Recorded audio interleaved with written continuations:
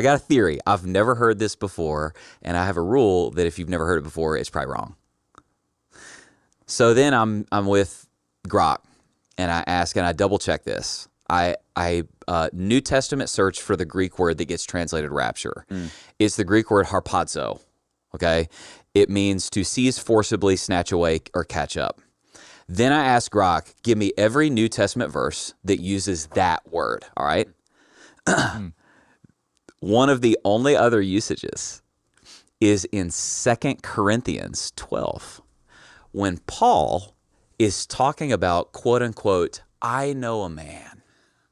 You know this passage? All right. He goes, I know a man who one time was caught up to the third heaven.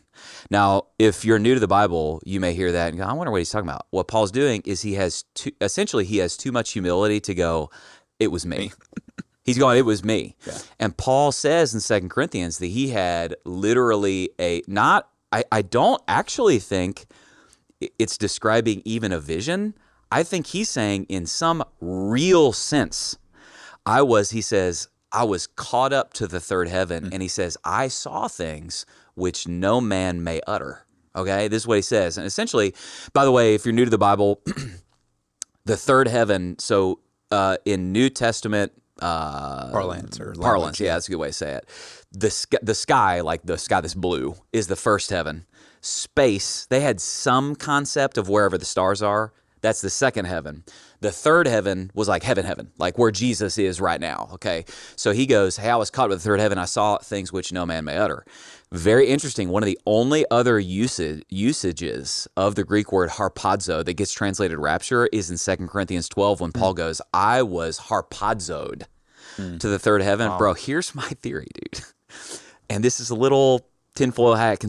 Dude, I honestly wonder if God did to Paul when he gave him that vision what will happen to the rest of us at the end of time. And that's the reason it's one of the only other usages of the Greek word harpazo, snatched up. And that's why Paul's like, let me tell you exactly what's going to happen to you someday. Wow. Because, and remember, he said, this is something which no man may utter. What happened to me? It's a little like, I wonder. This isn't I wonder. It's not a we know for sure.